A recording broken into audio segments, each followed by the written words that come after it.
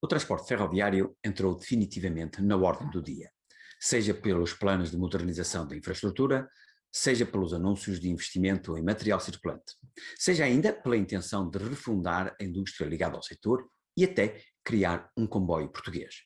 Motivos não faltam, pois, para a conversa com o nosso convidado de hoje, o presidente da Plataforma Ferroviária Portuguesa. Portanto, uma vez mais, obrigado por estar aqui connosco nesta entrevista de Transportes e Negócios.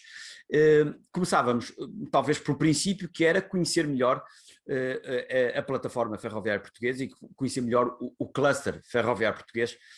O que é que isso é? O que é que vale? Estamos a falar de que empresas, de quantas empresas, de quantos trabalhadores, de quanta atividade? Muito bem. A Plataforma Ferroviária Portuguesa, agora também cluster, tem atualmente cerca de 76 membros, grosso modo, embora o número esteja a crescer e alguns destes membros ainda não sejam de facto oficiais, porque a entrada e a exclusão de membros ou de associados carece sempre de aprovação pela Assembleia Geral. Vamos tê-la dentro de dias. Mas somos uma plataforma, eu diria, muito eclética do ponto de vista empresarial, porque nós temos associados como grandes empresas, pequenas e médias empresas, do setor público e do setor privado. Temos também connosco a academia e com força, não é? Porque nós temos connosco a Faculdade de Engenharia da Universidade do Porto, o Instituto Superior Técnico, temos também a Universidade do Minho, temos também a Universidade de Coimbra. Portanto, nós temos aqui um conjunto de players, quer do ponto de vista daquilo que é, portanto, o setor empresarial e depois todo aquele setor que para nós é também fundamental, eu já lá chegarei, que é a área da academia. E, portanto, que são verdadeiramente centros de investigação, de inovação, de desenvolvimento do setor ferroviário. Temos também associações ligadas ao setor que fazem parte do nosso espectro associativo. E, portanto, nós regozijamos, de facto, o espectro de associados da plataforma permite-nos ter uma abrangência, que é aquilo que também nós pretendemos dentro do setor, que é muito interessante. Neste momento, eu diria que é impossível quantificar o setor, portanto, não há um CAI específico, mas há de facto imensas empresas a trabalhar no setor. E temos até, enfim, descoberto coisas curiosas, que é o facto de termos encontrado empresas que nós não sabíamos que estavam a trabalhar no setor ferroviário além fronteiras.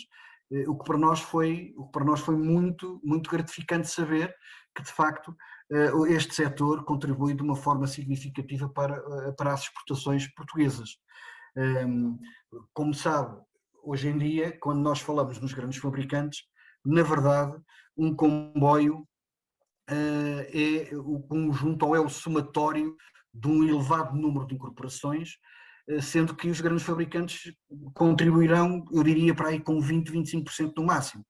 De resto, é tudo contributos de uma multiplicidade de empresas, e eu digo multiplicidade porque são centenas de empresas, que contribuem com o seu core business portanto, para o fabrico de um comboio.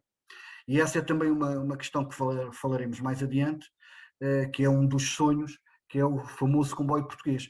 Comboio português, claro. Exatamente. E, portanto, nós temos feito essa descoberta que para nós tem sido, de facto, fantástica.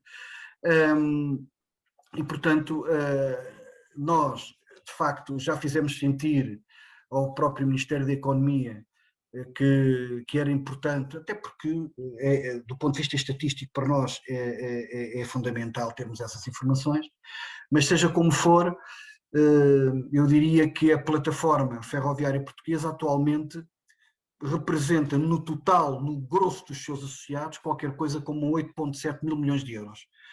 o que é, e cerca de 64 mil postos de trabalho. Isto é, de facto, relevante para o tecido empresarial português. E, portanto,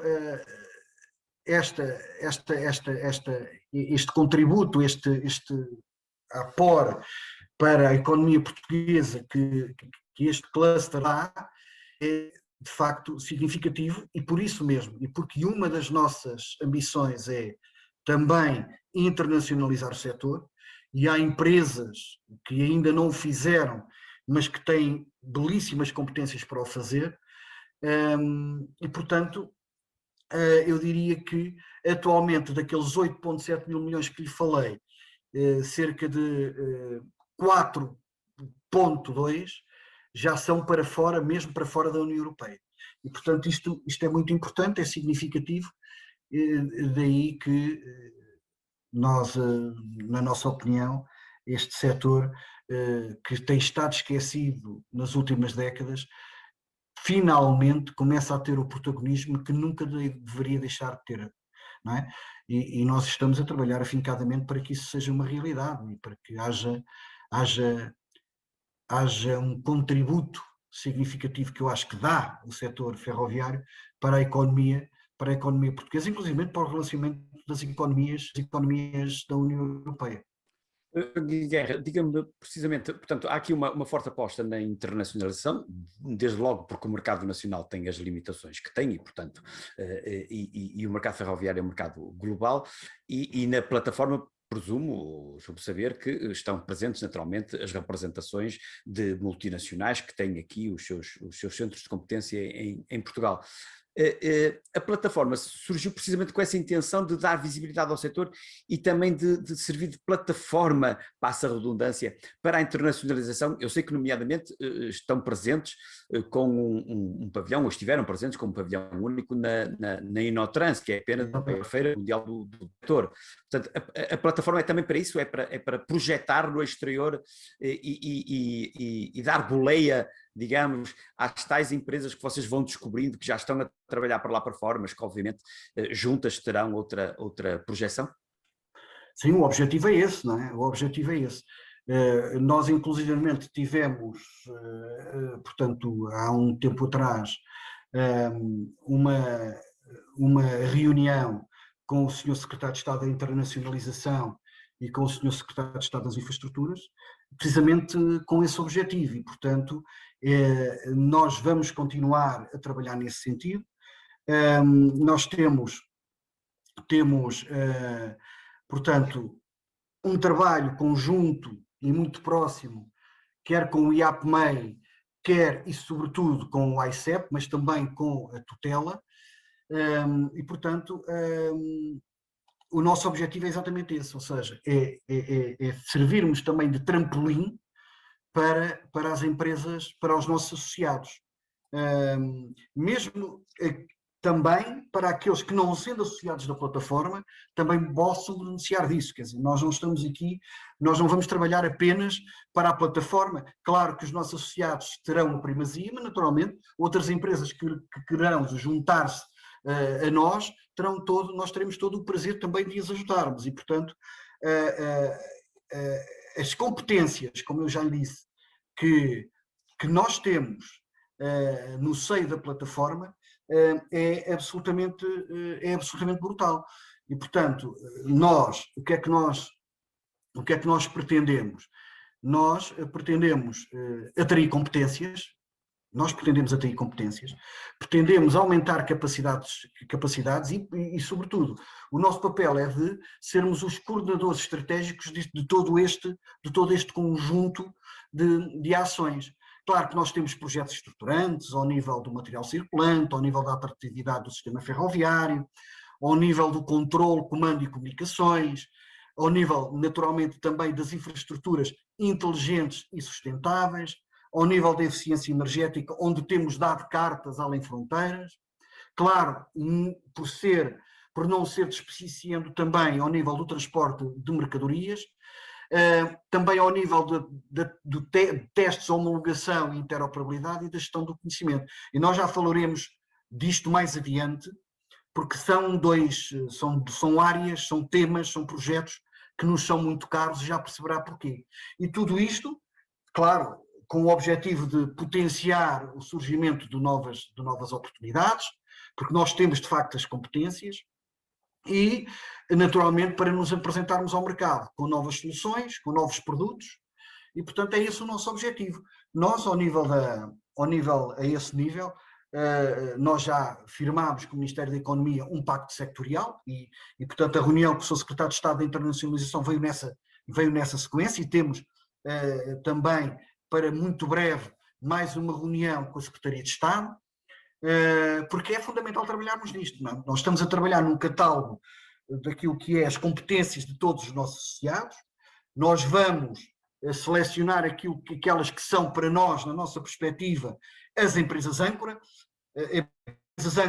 sê-lo-ão, e sobretudo, por um lado, pela experiência internacional que já têm e que está consolidada e perfeitamente sedimentada, por outro, com aquilo que é as suas estratégias ao nível de mercado, ao nível da inovação e do desenvolvimento. Para nós, isso é absolutamente essencial.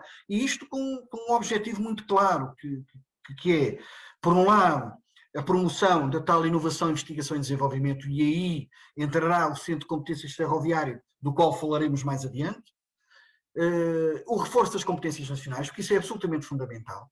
Isso é fundamental. Apoiar a produção do mercado ferroviário nacional, dentro e fora de portas. A internacionalização é muito importante, mas nós também não podemos descurar aquilo que é o nosso, entre aspas, mercado interno reduzido, é certo, mas que poderá trazer um grande contributo, como já falámos. E tudo isto com um objetivo claro, que é valorizar e promover a ferrovia nacional e a internacionalização dos nossos associados.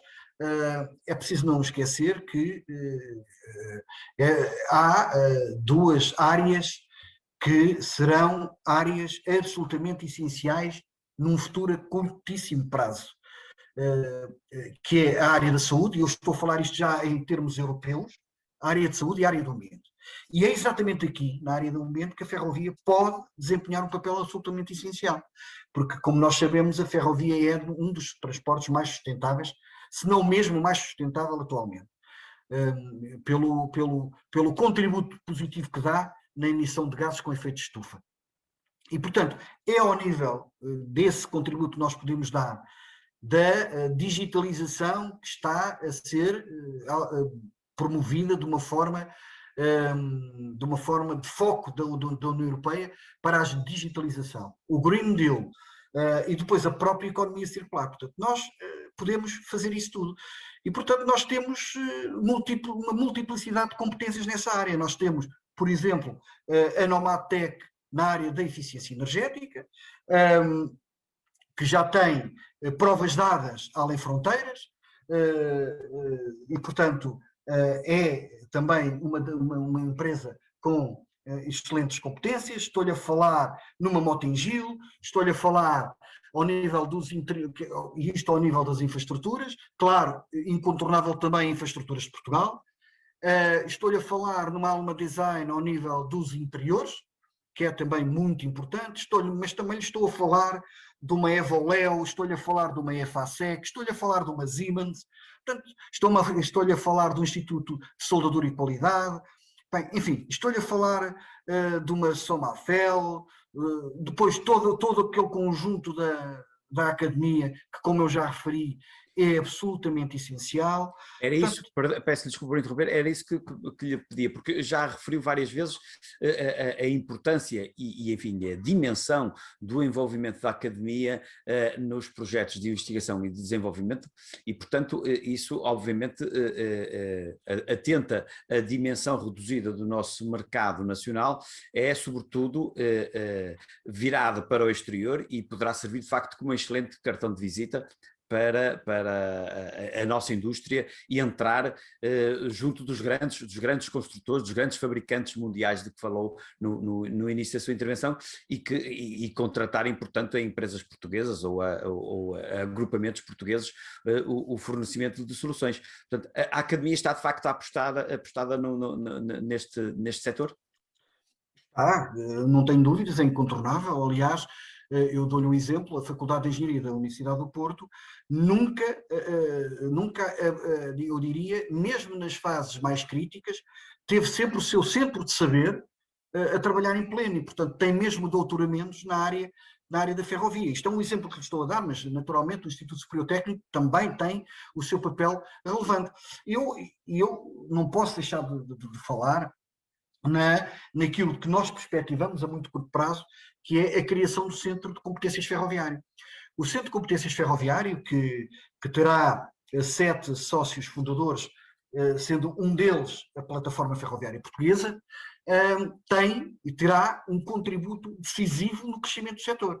E tem 3 vertentes fundamentais na sua gênese, que é, por um lado, ter a área formativa, e a área formativa estende-se desde a formação de técnicos de nível 4, mas com objetivos de chegar aos técnicos de nível 5, para alimentarem, digamos assim, o setor ferroviário. Portanto, o setor ferroviário tem um problema, que é, nós temos muitas especificidades. E, portanto, nós, quando lançamos, e eu dou-lhe um exemplo, a CP, quando lança um concurso para técnicos, por exemplo, oficinais, além da dificuldade natural que é podermos chamar essas pessoas para trabalhar connosco, porque nós não praticamos salários competitivos de maneira alguma, e portanto isso é algo que vai ter que mudar obrigatoriamente. Nós não podemos continuar a ter pessoas a entrar para trabalhos que são trabalhos, eu diria, pesados, porque nós estamos a falar de trabalhos oficinais, são trabalhos pesados, trabalhos agrestes, a ganhar 700 euros por mês.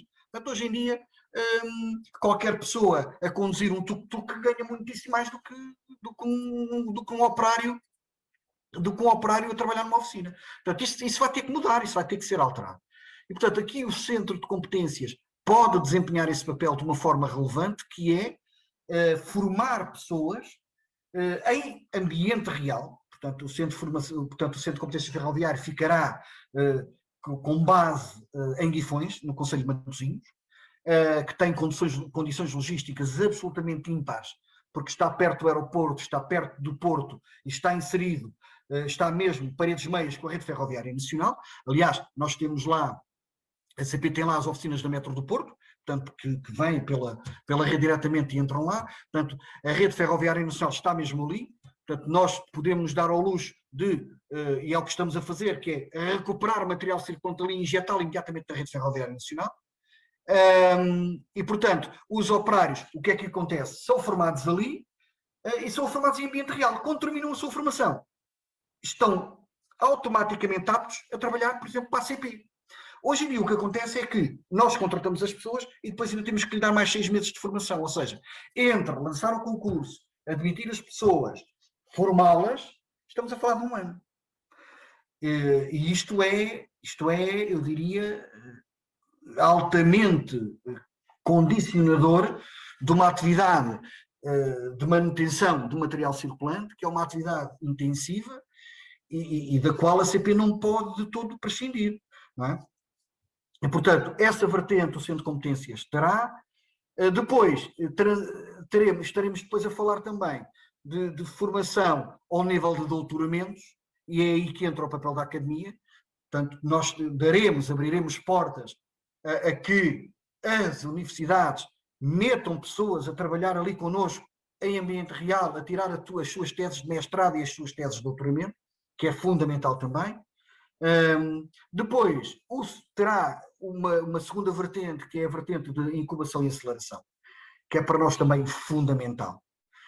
Importa criar valor, e criar valor é inovação, investigação, desenvolvimento, é absolutamente fundamental. E aí, mais uma vez, como lhe tinha dito há pouco, a academia terá todas as condições para ali poder trabalhar connosco. E depois, como não podia deixar de ser, teremos também uma terceira vertente, que é a vertente do Centro de Interface Tecnológico.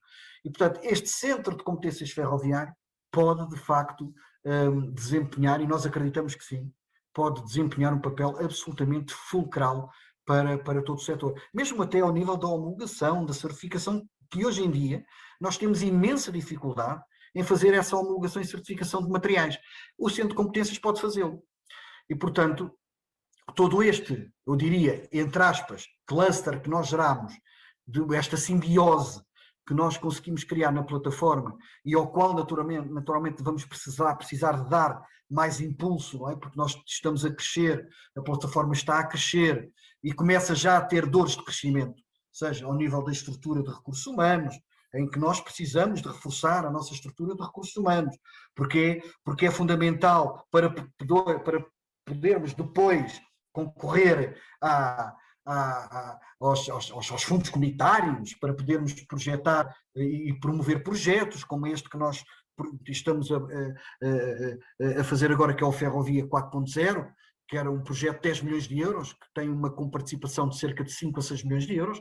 Portanto, é isso que nós queremos fazer. Pronto, estas dois crescimentos são, eu diria, normais, e naturalmente que vamos crescendo, não tenho dúvidas, e vamos, mais uma vez, eu sou ferroviário, tenho 28 anos de ferrovia, e estas questões são sempre muito caras para mim. Claro, e nota-se pela maneira como fala delas e pelo entusiasmo.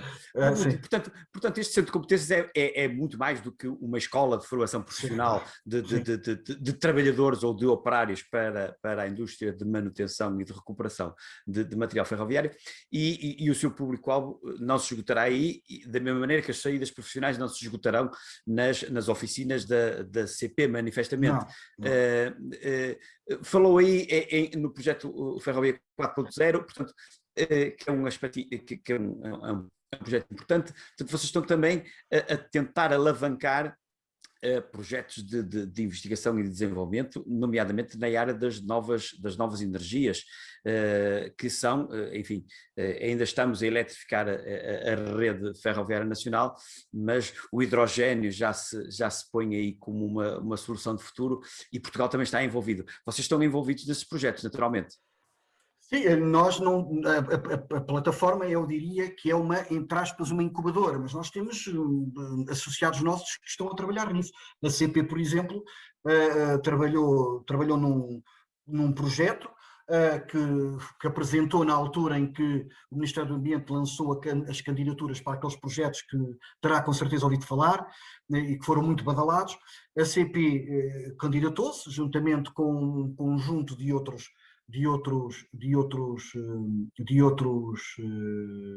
empresas, a Caetano Bus, por exemplo, a Nomadtec, por exemplo, inclusive a própria Academia via Faculdade de Engenharia da Universidade do Porto. Portanto, concorreram a um projeto e foi um dos projetos selecionados pelo governo português, um dos 30 projetos. Portanto, nós estamos a aguardar que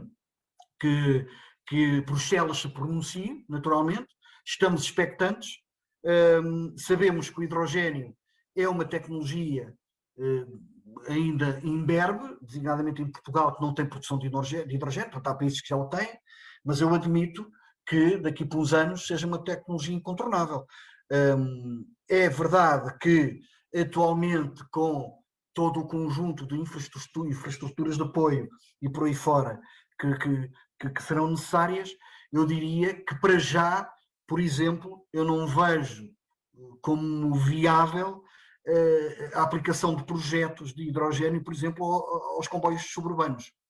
Nós estamos a falar de comboios de grande intensidade de tráfego, eu diria que é chega e vira, e portanto o hidrogênio e a tecnologia de hidrogênio ainda não se compadece com tráfego urbano, e se nós virmos lá fora, eu creio que não há nenhum exemplo, pelo menos que eu conheça, de tecnologia de hidrogênio aplicada aos comboios urbanos. Há, sim senhor, aos regionais, já há variedíssimos exemplos, isso é verdade, já há, na Alemanha, a Espanha também está a começar a dar os seus primeiros passos, a própria França.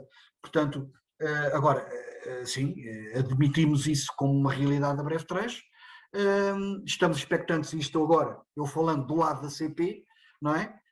Que possamos ser selecionados para podermos implementar um piloto de um comboio hidrogênio, que será, em princípio, que é o que está pensado, na linha do Voga.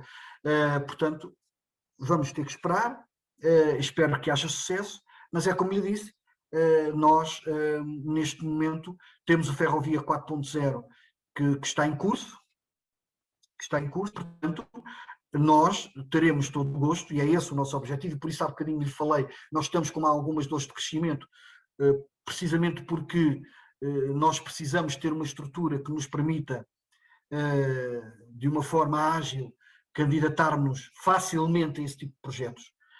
Algo que não acontece hoje, mas para o qual estamos a trabalhar. Naturalmente, nós só podemos dar passos e queremos dar passos seguros, mas teremos que os dar com a anuência e com a colaboração de todos os associados. Portanto, é isso que estamos a fazer e estamos a trabalhar nesse sentido.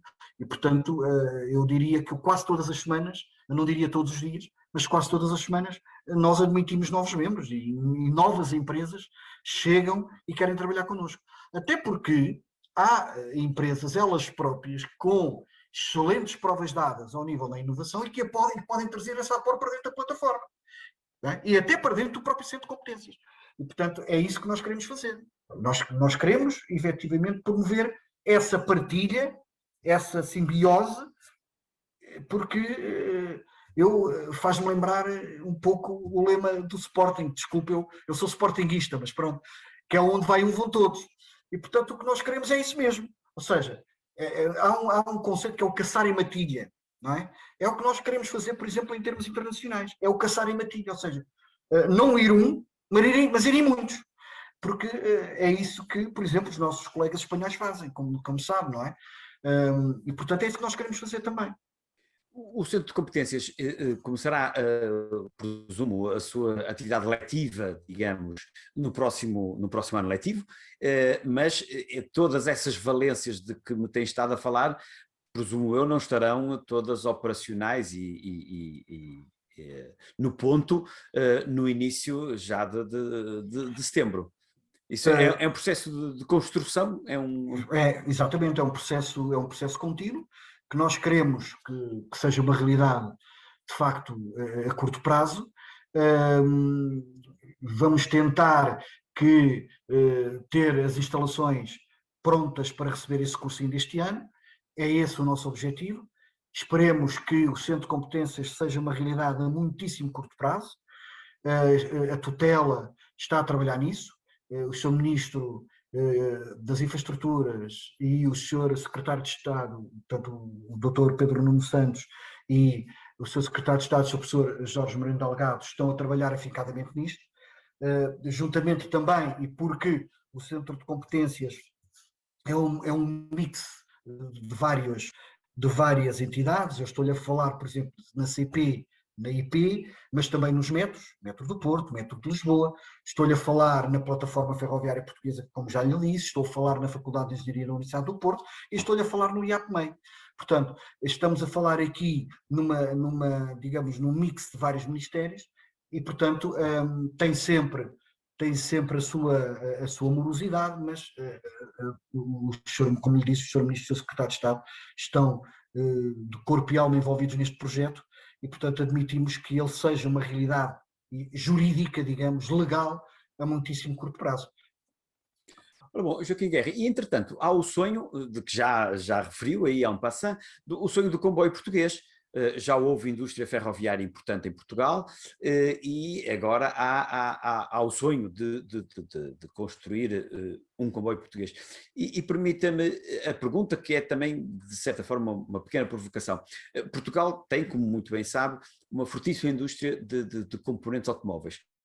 E, no entanto, jamais conseguiu ter uma marca de automóveis. Lembro-me assim de repente daquele pequeno citadino Sado, que era mais um triciclo do que um automóvel.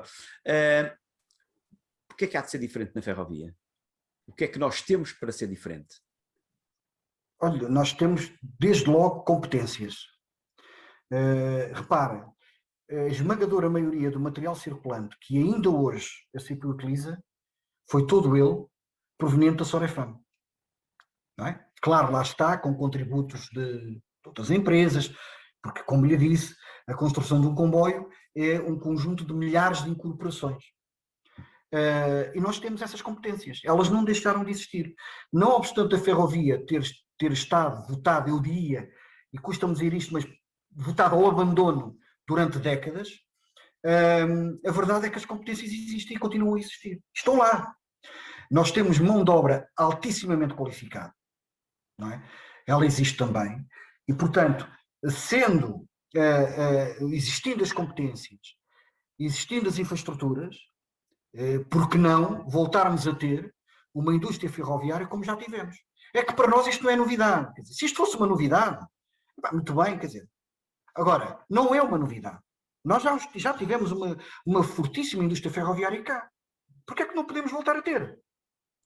Joaquim Guerra, mas entretanto o mundo avançou e, por exemplo, a nível internacional o setor sofreu um processo acelerado de consolidação, de concentração, entraram novos players, desde logo os chineses, com todo o seu poderio, pela sua massa crítica. Eu pergunto-lhe, nesse mercado que é diferente do tempo do mercado da Sorafam, há espaço para um pequeno fabricante, um pequeno construtor? Como será, presumo eu, como seria, presumo eu, o nosso caso? Eu não diria, vamos lá ver uma coisa. Eu dou-lhe um exemplo. Uma das ponderações relevantes, aliás, diga-se, que nós introduzimos e que ainda estamos a trabalhar nos documentos para o procedimento concursal da aquisição de novo material circulante, nós temos a incorporação nacional. Portanto, ela vai lá estar. E isso vai obrigar a construir uma fábrica cá. É claro que nós, o que nós vamos ficar a fazer poderá ser, por exemplo, assembly. Nós podemos chegar cá e podemos montar o comboio cá. Nós temos muita indústria cá, que produz para fora, como lhe disse, e em vez de produzir para fora, produz para cá. E podemos montar os comboios cá. Os próprios comboios que a CP vai utilizar serem montados cá e uma parte significativa dos seus componentes serem feitos cá, no território nacional. Não é? É claro que o mercado não se esgota cá. Mas repare, com o plano de resiliência, nós já constatámos esse movimento. Há um movimento crescente de aquisição de material circulante. Nós vemos, por exemplo, a Espanha com encomendas de milhares de milhões. Nós vemos uma Alemanha, vemos uma França, não é? Os fabricantes não vão ter capacidade para, digamos, poderem suprir estas necessidades. Portugal tem condições para isso. Tem mão de obra qualificada, a preço mais barato, em excelentes condições, não é? Porque nós temos excelentes condições de logística e, portanto, nós temos condições para podermos chamar para cá grandes fabricantes para poderem cá fabricar comboios. Não há de ser só para a CP? Provavelmente não, porque a CP não tem mercado para isso. Nós temos agora 119 comboios para encomendar. É uma encomenda para a CP, a maior encomenda de sempre, não é? Mas podemos fazer cá uma auto-Europa. Por que não podemos fazer? Podemos fazer.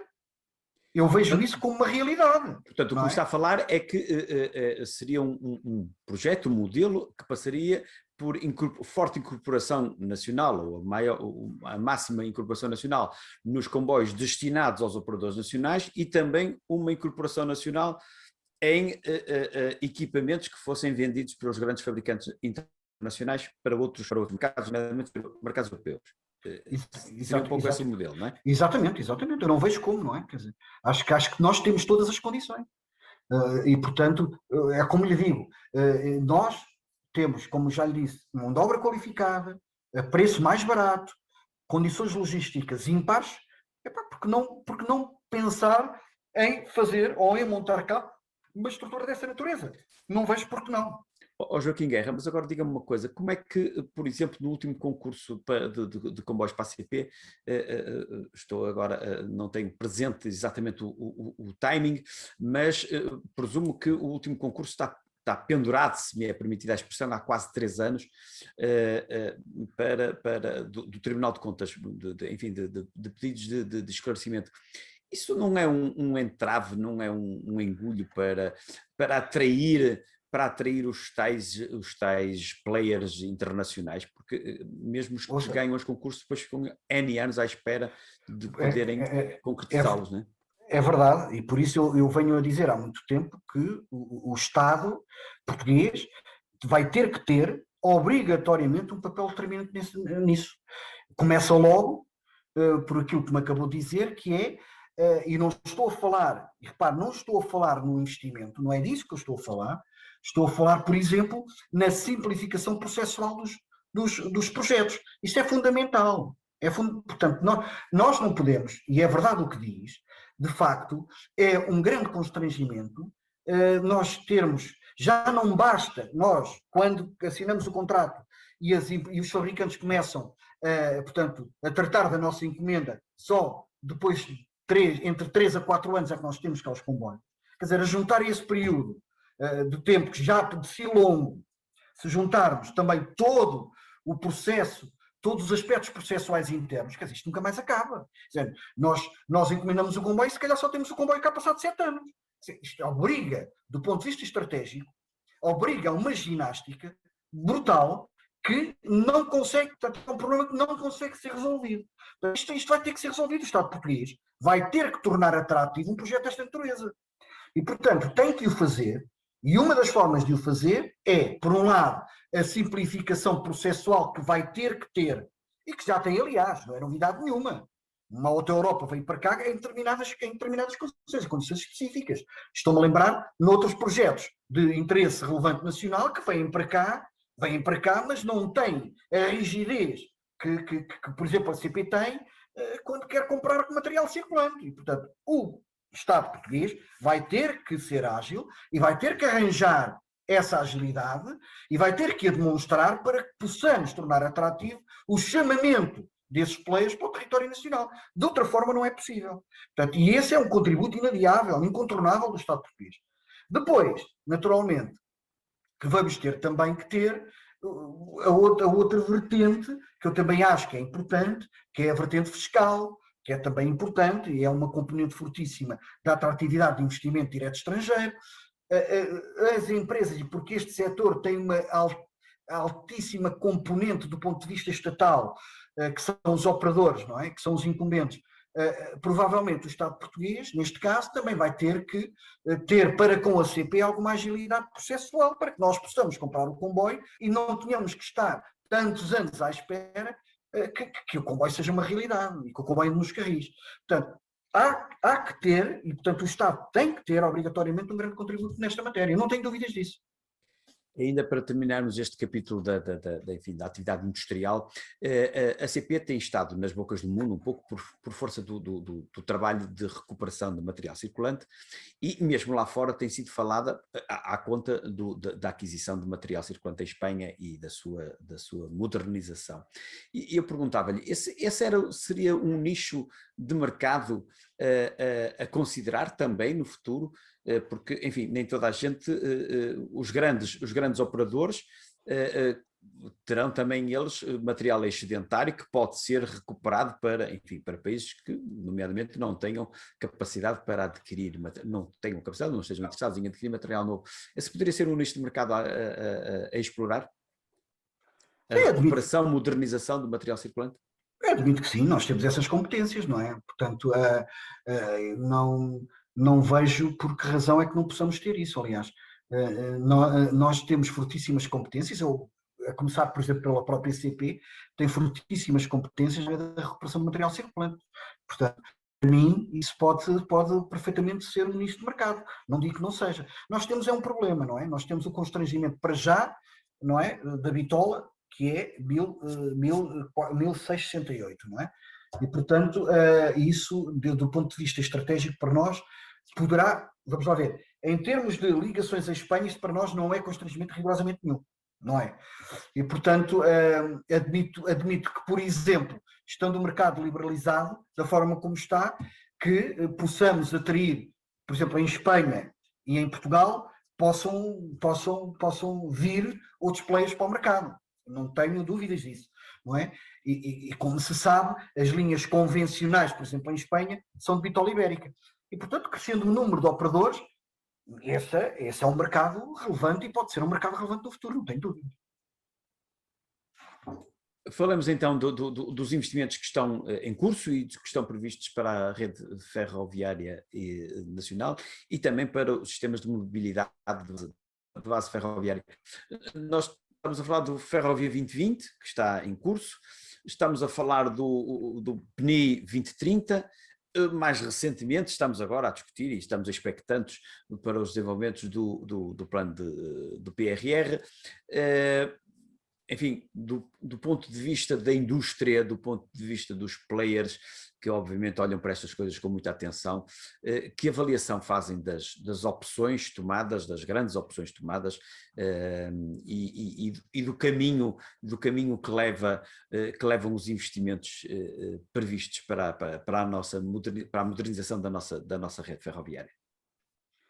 Sim, para nós é absolutamente fulcral, não é? A modernização, a construção de novas linhas, com a construção da nova linha Lisboa-Porto, não é? Que será em princípio em 2 fases, já anunciada pelo Sr. Ministro, pelo Sr. Primeiro-Ministro e pelo Sr. Ministro, a reparação das linhas existentes, que como recentemente aconteceu com a inauguração do troço Covilhã-Guarda, por exemplo, para nós é absolutamente essencial e fulcral. E, portanto, porquê? Para nós, mais do que pensar só em infraestruturas, é também preciso repensar, eu diria, todo o paradigma da mobilidade em Portugal. Não é? E porquê? Porque há uma conjugação de circunstâncias que passa, por exemplo, também pelas políticas europeias de descarbonização, ao nível do Green Deal, o tal PRR, e a disponibilidade que há das instituições europeias e do governo português na disponibilidade de verbas para executar todos esses investimentos. Isto para nós é absolutamente essencial, para nós como operador, não é? Eu diria mesmo que a ferrovia tem todas as condições para ser o motor da recuperação económica do país, não só da Europa, mas do país, no pós-pandemia. E nós não podemos estar à espera que as coisas aconteçam. Nós temos que ser proativos, temos que fazer as coisas acontecer. Um dos problemas do setor ferroviário, e não é só cá, é a nível geral, é um pouco o estaticismo do setor, não é? Nós demoramos sempre um bocadinho mais a reagir que os outros. E isto não pode acontecer. Portanto, há que aproveitar, portanto, a disponibilidade das instituições, sejam elas comunitárias ou nacionais, para guindar no setor ferroviário nacional aquilo que ele verdadeiramente merece, e para construirmos em Portugal a auto-Europa ferroviária,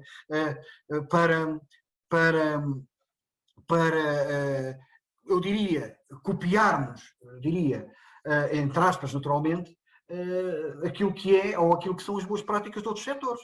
Não é? O setor da aeronáutica, por exemplo, ou o setor automóvel, é verdade também, e portanto eu acho que estão reunidas as condições. Agora é preciso aproveitá-las, nós temos que as aproveitar.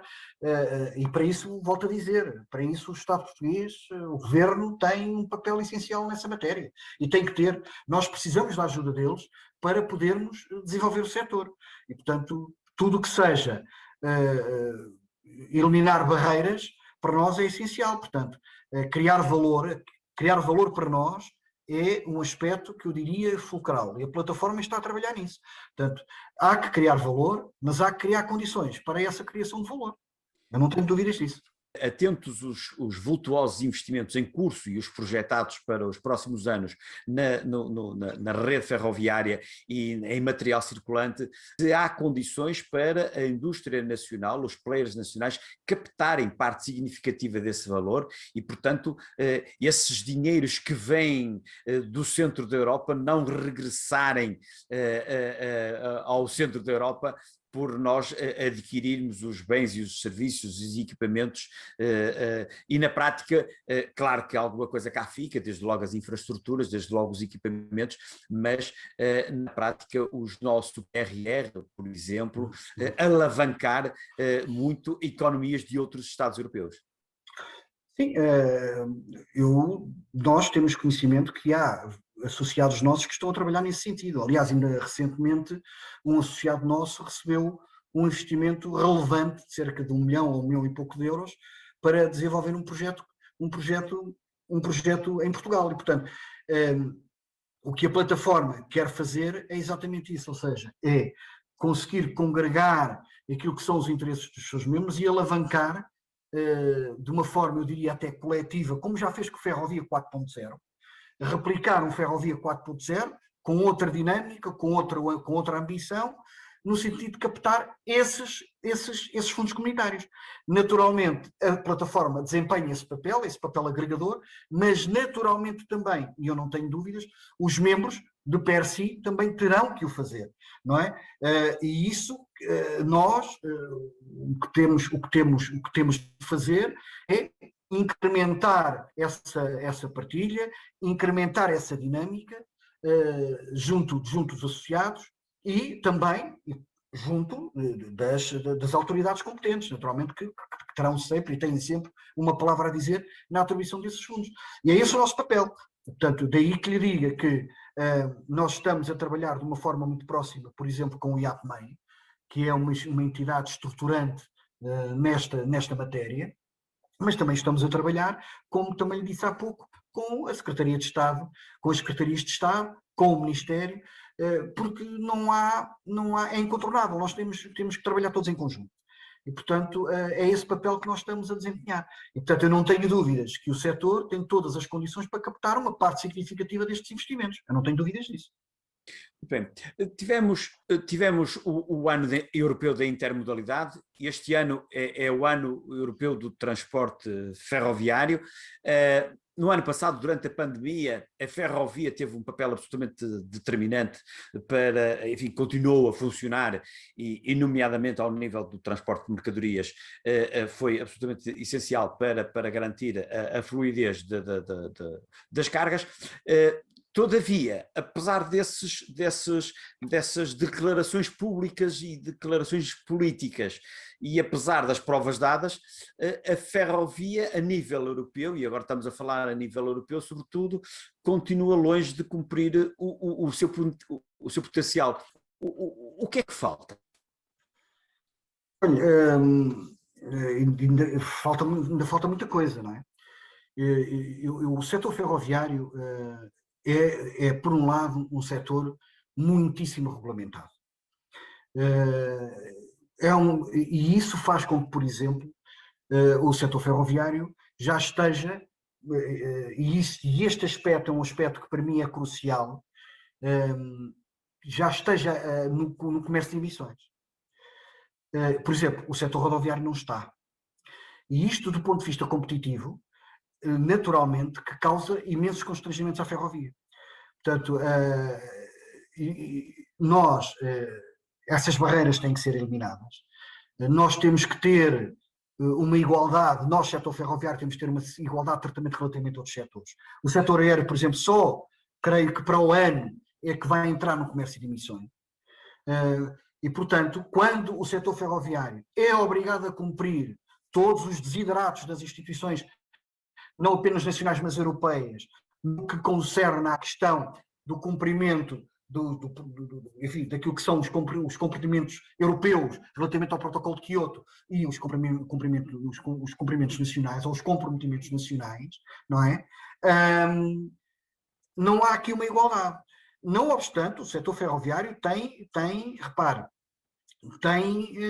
assumido de uma forma, eu diria até decisiva, esses compromissos. Repare, nós temos reduções de emissões, quer para o setor das mercadorias, quer para o setor dos passageiros, de redução, tendo como base, portanto, o baseline, creio que de 1990, cerca de 50% de redução de emissões. Isto é significativo, não é? Num setor que poucas ajudas tem tido. E isto é que é verdade, não é? E, portanto, enquanto não houver essa igualdade de tratamento relativamente a outros setores, dificilmente o setor ferroviário não terá dificuldades em competir com os outros setores, designadamente com a rodovia. Portanto, e esses são aspectos para mim que são impactantes e decisivos. Portanto, tem que haver da parte das instituições comunitárias e nacionais alguma sensibilidade e não passar, eu diria, passar a ser não apenas chavões, que é disso que se trata. Vamos promover o setor ferroviário é o mais sustentável, faz-se uma União Europeia da Ferrovia, mas depois não se faz mais nada. E, portanto, isto não pode acontecer. E, portanto, a única forma que eu vejo de de haver a tal transferência modal que se exige, designadamente ao nível das mercadorias da rodovia para a ferrovia e ao nível dos passageiros do transporte individual, que é, digamos, o principal contribuinte para o elevar de emissões do setor dos transportes para a ferrovia, é preciso haver políticas conducentes a esse objetivo. E, portanto, tem que haver essa igualdade de tratamento. Enquanto não houver, pois o setor ferroviário fará o seu papel que tem feito e muito bem ao longo dos anos, dará naturalmente o seu contributo que tem dado e que é muito relevante. Repare, do total da contribuição que o setor dos transportes tem portanto, para a emissão de gases com efeitos de estufa, o setor ferroviário contribui com cerca de 1%. E, portanto, quer dizer, isto tem que ser relevado, isto tem que ser potenciado, quer dizer, e, portanto, como lhe digo, não basta apenas os chavões, não basta apenas as intenções, é preciso pôr essas intenções e esses chavões na prática, na mesa, para que haja essa transferência modal que nós todos ansiamos. Joaquim, então, e para terminar, porque já atingimos o nosso tempo, perguntava-lhe se a plataforma também tem intenções ou tem no seu programa de atividades, chamemos-lhe, o funcionar também como lobby, não apenas do ponto de vista da promoção e do desenvolvimento da produção nacional, mas também para chamar a atenção para estas necessidades enfim, de alteração de raciocínio, de mindset relativamente ao setor. Também essa é uma das vossas valências que vos proponho desenvolver? Sim, sem dúvida nenhuma. E é por isso que nós estamos a trabalhar com o IAPMEI, estamos a trabalhar com a AICEP, estamos a trabalhar com a Secretaria de Estado de Internacionalização, estamos a trabalhar com as CCDRs. Portanto, nós estamos a fazer esse trabalho, que é um trabalho que exige enfim, uma promoção constante do networking para, digamos, transmitirmos aquilo que são os valores, os objetivos, os princípios do setor ferroviário. Então, nós continuamos a trabalhar nisso e continuaremos a trabalhar nisso. Aliás, repare, a nossa preocupação é tão grande que, por exemplo, tendo Portugal já definido como prioridade a tal construção da nova ligação Porto-Lisboa, embora seja uma ligação que será exclusiva de passageiros, ela não vai deixar de ter um grande impacto portanto, no transporte de mercadorias. E é por isso, e além disso, repare, o próprio governo português, o próprio ministro Pedro Nuno Santos, também já referiu a questão da nova linha Porto Vigo, que vai permitindo a ligação ao eixo atlântico, que é também uma prioridade. Portanto, isto faz com que a nossa preocupação não seja, ou seja, vai mais além. E por isso também já estamos a trabalhar com os portos. E por isso, portos como o Porto de Sines, o Porto de Aveiro, o Porto da Figueira da Foz, e eu espero que a muito breve trecho o próprio Porto de Leixões, já são membros associados da plataforma. Portanto, o que nós queremos é promover esta agregação dos vários setores de atividade, nos quais a ferrovia pode efetivamente desempenhar um papel absolutamente fulcral e essencial. E, portanto, é isso que nós estamos a fazer. Nós estamos a tentar que haja uma ligação, uma articulação entre vários setores de atividade, no caso, por exemplo, o setor marítimo, com o setor da ferrovia. Os portos são uma pedra de toque e absolutamente essenciais portanto, no desenvolvimento dos transportes de mercadorias em Portugal. E, portanto, nós temos que crescer também por essa via. E, portanto, é isso que nós estamos a trabalhar. Nós estamos a trabalhar nesse sentido, continuaremos a trabalhar nesse sentido, e continuaremos também, digamos, a trabalhar no sentido de chamar e captar tudo o que seja os vários setores de atividade, da atividade económica do país, para a plataforma ferroviária portuguesa. Então temos que trabalhar nesse sentido e estamos a trabalhar, e creio que estamos a fazê-lo muito bem. Joaquim Guerra, presidente da Plataforma Ferroviária Portuguesa, agradeço-lhe, portanto, esta hora que nos dedicou para ficarmos a conhecer um pouco mais da vossa atividade e dos vossos pensamentos sobre o setor. Está visto que teremos novas oportunidades para voltar a falar, porque para acompanhar o vosso trabalho e esperemos nós com proveito para o país. Portanto, agradeço-lhe, Joaquim Guerra, a sua disponibilidade e agradeço aos que nos estiveram a seguir na página do Facebook do Transportes e Negócios. Espero que tenham dado por bem emprego o vosso tempo. Voltaremos assim haja novas oportunidades e novos entrevistados. Joaquim Guerra, mais uma vez, muito obrigado. Foi um prazer. Muito obrigado também. Um prazer.